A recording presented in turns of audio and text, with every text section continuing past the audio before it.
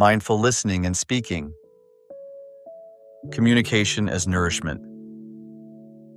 There is a kind of hunger that food cannot touch. It shows itself in families that share a table but not a conversation, in teams that exchange updates but not understanding, in couples who speak many words yet feel more alone afterward.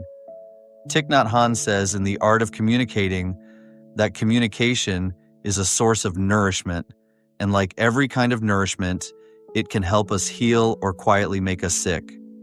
Words enter us in the same way a meal enters us. They are digested by the heart and mind, and they become part of who we are. When we take this seriously, speaking and listening stop being casual habits and become spiritual practices. Mindfulness is the way we restore the life of our words. To be mindful, he says, is always to be mindful of something, the breath, the step, the cup of tea, or the voice across from us. When we bring attention to speaking and listening, a new intention comes forward, to help the other person suffer less. This intention sounds simple, but it changes everything. It shifts us from trying to win or to be right toward trying to understand.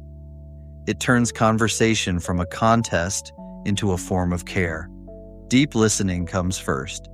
The ordinary urge is to speak, to explain, to defend, to offer advice. Thich Nhat Hanh gently asks us to reverse the order. In The Art of Communicating, he teaches that deep listening is the first gift, because without understanding, there can be no genuine solution. The person in front of you may be angry, bitter, or caught in wrong perceptions. If we interrupt, correct, or punish them with our words, their suffering hardens. If we breathe and listen with the intention to understand, their suffering begins to soften on its own. The relief they feel is not because we are clever, but because we have offered a quality of attention that is rare and deeply human. Loving speech follows naturally from this listening. He reminds us that our words are also nourishment, and the first discipline is to speak in a way that no one needs to spit out. Loving speech is truthful, but its truth is not a weapon. It is the kind of truth a person can absorb without losing dignity. He says our words should be like fresh water, able to cool anger and refresh the heart. When we speak with the intention to bring joy, confidence, and hope, communication becomes a spiritual act, not because we use lofty language, but because our speech helps life to continue in a good direction. These teachings are not techniques to manipulate outcomes. They are ways of being that grow from the same soil as mindfulness of breath and step. When our breath is steady, our words tend to steady others. When our step is calm, our voice carries less panic. The energy we bring into a room is the first message we send. In this sense, communication begins long before we open our mouths. It begins with the quality of our presence. The art of deep listening. To listen deeply is to make a home safe enough for truth to enter. Thich Nhat Hanh often speaks of Avalokiteshvara, the bodhisattva who hears the cries of the world. This is not a myth to be admired from a distance. It is a capacity we can cultivate. He invites us to sit down, breathe gently, and say inwardly, "I am listening with the sole intention to help you suffer less." That sentence rearranges the nervous system. It moves us out of defense and toward care. Real listening begins with the breath. Breathing is the anchor that keeps us from being swept away by the other person's pain or our own reactions. As we breathe in, we are aware of the in-breath. As we breathe out, we soften in the belly and shoulders. This does not solve anything yet, but it makes the body a more generous host. When irritation arises, as it will, he advises us to notice it like a passing wave and return to the breath. The practice is to protect our compassion from being eroded by reactivity. If anger in the other person is like sparks, our steady breathing keeps the room from catching fire. Listening in this way is an act of generosity. We offer our time, our attention, and our restraint. We refrain from interrupting. We refrain from correcting every wrong perception the moment it appears. He is clear that wrong perceptions must be addressed eventually, but not before the person feels heard. If we rush to correction, the heart closes. If we let them empty the cup, the mind becomes more available to new understanding. In families, this can be the difference between a conversation that spirals into the same old argument and a conversation that moves forward. In workplaces, it can be the difference between a team that digs into defensiveness and a team that learns together. Deep listening is not only for others. He insists that we begin by listening to ourselves, to our own loneliness, anger, fear, and fatigue. Many of us have practiced ignoring our inner life in order to be productive. The result is a backlog of unattended feelings that leak into every conversation. When you sit and breathe with your own suffering, you become less afraid of it. You learn to hold your anger like a crying child instead of using it like a hammer. This self-listening is not self-absorption. It is preparation. A person who can hold their own pain gently is far better equipped to hold the pain of another. Because listening is so intimate, he gives us permission to set boundaries. If you are too tired, you can say, "I want to listen deeply, and I will be better able to do that in an hour after I rest." The intention to relieve suffering remains. The timing adapts to what is possible. This honesty itself is loving speech. It prevents the kind of forced listening that breeds resentment and protects the quality of attention that makes healing possible. One of the most beautiful effects of deep listening is that it lowers the heat in the room. People who carry long burdens often need only a few minutes of real attention to feel lighter. Their words may be wrong in many places, but their suffering is not wrong. When they feel that you have seen the suffering directly, not just the opinions around it, their body changes, shoulders drop, the rhythm of speech slows, tears may come. In that softening, new words can enter, your words later, offered carefully, or their own words, now clearer, because the storm has passed. Loving speech and the courage of gentleness. If deep listening is the mother of understanding, loving speech is the child that understanding gives birth to. Loving speech is not flattery. It is not evasive. It is honest speech spoken at a temperature a human being can bear. Thích Nhất Hạnh says in The Art of Communicating that our words can create happiness or suffering, and we should choose words that build understanding, reconciliation, and peace. This is not easy when we are hurt, so he gives practical advice. Do not speak when you are on fire. Walk, breathe. Let your anger cool enough that you can see its roots. Anger often grows from wrong perception, what we imagined the other person meant, what we projected from our own fear. If you speak from that heat, your words will light new fires. When you are calm enough to speak, begin with your intention.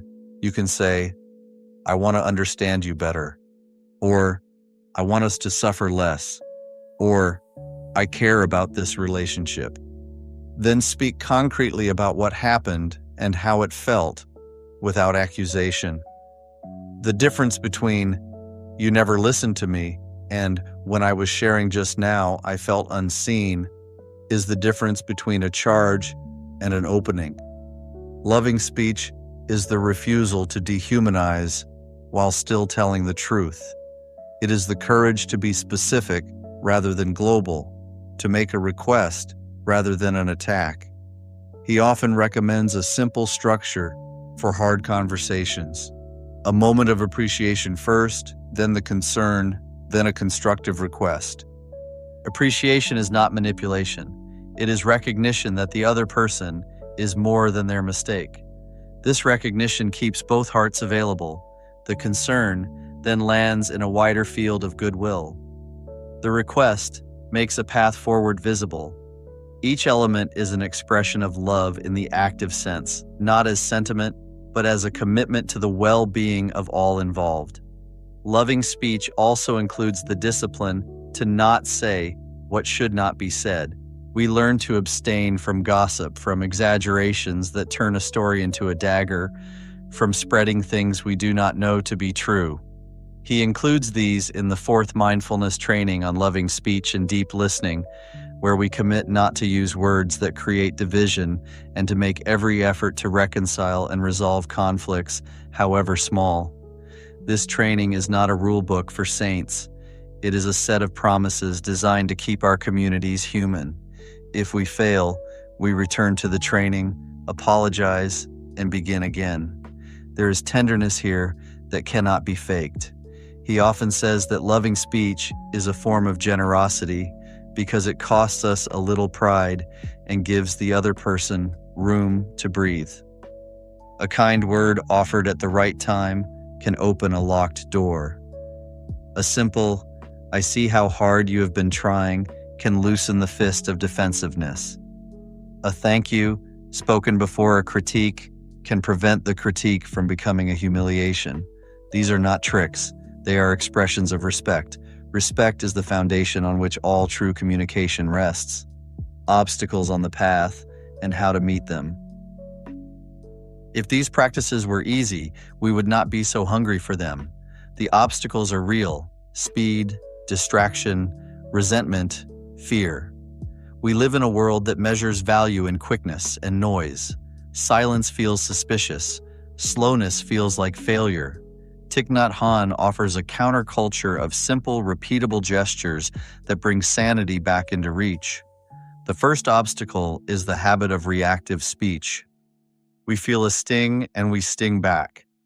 When that urge rises, he suggests a physical pause. Place your attention in the belly. Feel one in-breath and one out-breath. Even 2 seconds can interrupt a cascade. If you can, take a short walk and let your feet drum the anger back into the earth. Anger is not an enemy. It is a source of energy. But it needs guidance. Guided by breath, it becomes clarity. Unguided, it becomes cruelty. The second obstacle is certainty. We are sure that we know why they did it. We are sure we see the whole picture. Mindfulness introduces humility. Are you sure? He likes to ask.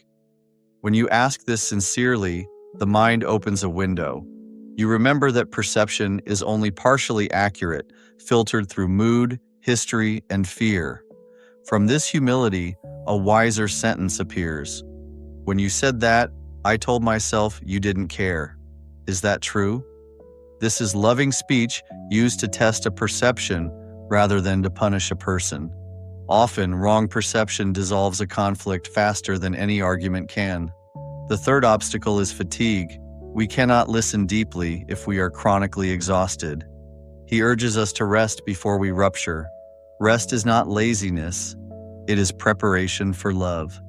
3 mindful breaths before a hard meeting. 10 minutes of walking slowly at lunch. Closing your eyes for 1 minute at your desk and smiling softly to your face. These are not luxuries. They are investments in the quality of your next conversation.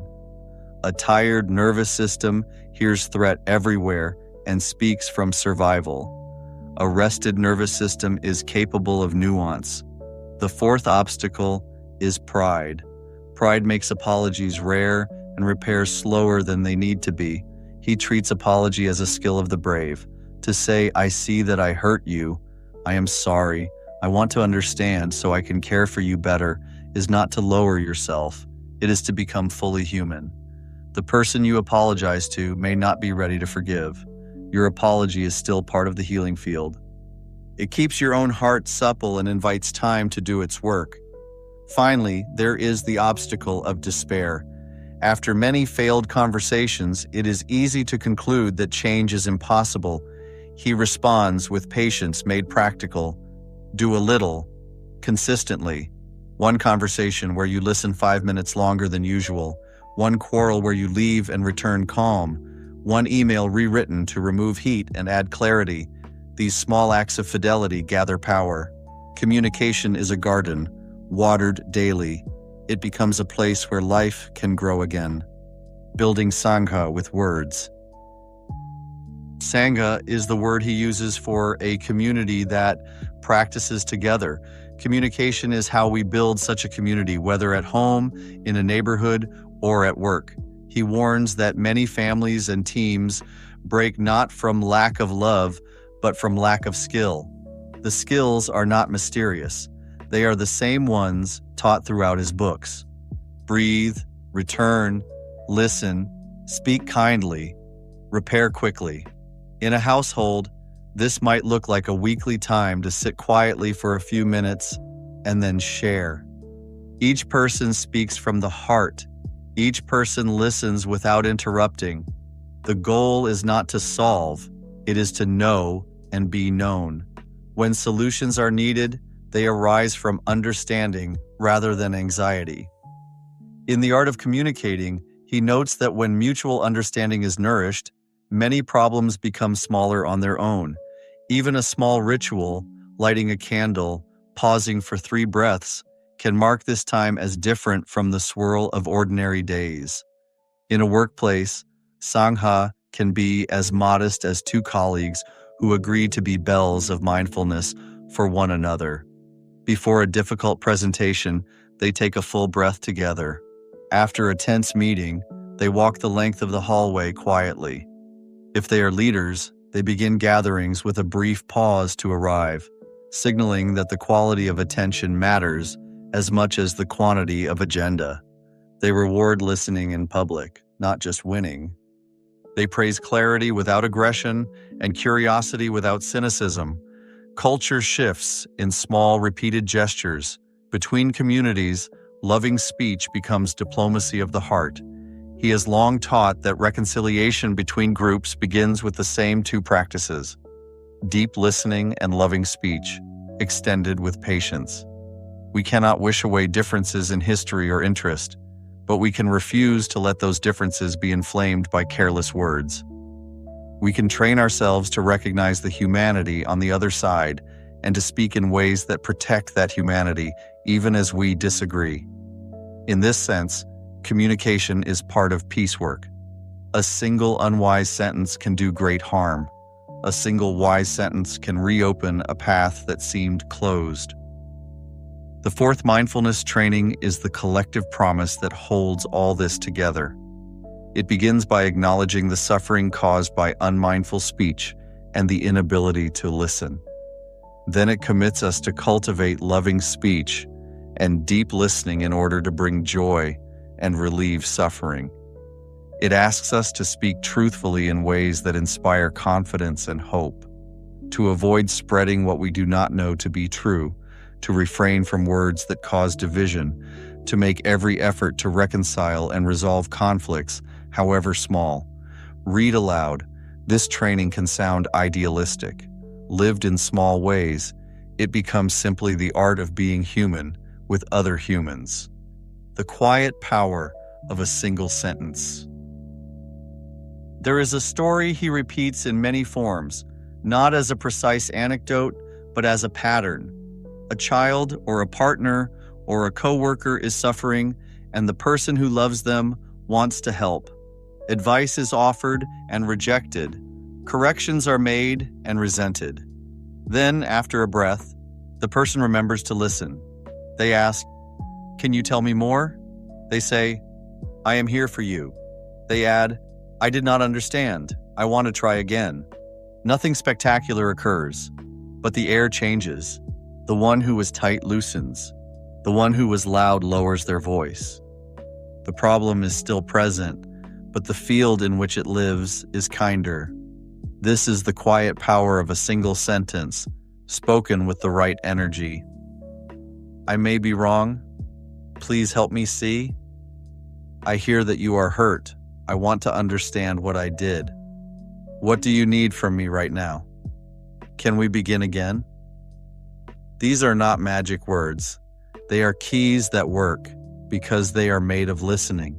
They unlock doors not by force, but by promising safety on the other side. Sometimes the sentence we need is addressed to ourselves. "Dear one, I know you are hurting. I am here." Spoken inwardly, this is not self-pity. It is self-respect. It prevents us from outsourcing to others the work of soothing our basic fear.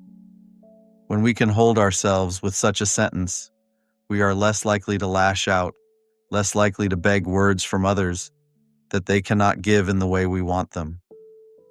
We become steadier vessels in which conversations can unfold, and there will be days when we fail. We will speak sharply. We will listen poorly. We will choose pride over repair. Practice does not make us perfect. It makes us more willing to begin again. Thich Nhat Hanh's voice in all these teachings is patient because he knows what human days are like. He says that one breath is enough to come home. If one breath is enough, then one apology is enough to restart a conversation. One moment of silence is enough to drain poison from a sentence. One sincere line of appreciation is enough to remind two weary people that they are on the same side. A way forward, word by word. If communication is nourishment, then every day offers us several meals worth of chances to feed and to be fed. The menu is surprisingly simple. Before you speak, check your breath. Before you correct, listen a little longer. When you must say a hard thing, wrap it in goodwill. When you do harm, repair quickly. When others are in pain, lend them your steadiness before you lend them your advice. When you feel the heat rising, walk until the ground cools your feet. When words have done all they can, let quiet do the rest. Beneath these gestures runs a river of faith, not religious dogma, but faith in the present moment as the only place where healing can happen. Thich Nhat Hanh says again and again that life is available only in the present moment. Communication lives there too. We cannot listen yesterday. We cannot speak kindly tomorrow. We can do it now, with the voice and breath we already have. The promise of these practices is not that every conversation will end in agreement. The promise is that fewer conversations will end in harm. The promise is that more of our words will carry light than heat. More of our listening will carry balm than judgment. The promise is that relationships, which have been thinned by speed and noise, can become thick again with trust. Even in a polarized world where suspicion is fashionable, a small circle of people practicing deep listening and loving speech can create an island of sanity where others can rest. Let this chapter end with a blessing you can carry into your next exchange. May your listening be spacious enough for truth to enter. May your speech be gentle enough for truth to remain. May your breath be the thread that holds your presence together when the wind rises. May your intention be simple and strong. To help this person, your child, your partner, your colleague, your neighbor, suffer less. And when you forget, as all of us do, may one mindful breath be enough to begin again. Thich Nhat Hanh says in The Art of Communicating that deep listening and loving speech are the two wings of true communication. One wing by itself cannot fly. Together, they lift us into a way of relating that makes peace possible in a kitchen, in a boardroom, and in the human heart. The path is not hidden. It is spoken and heard in the next ordinary sentence you offer to the world.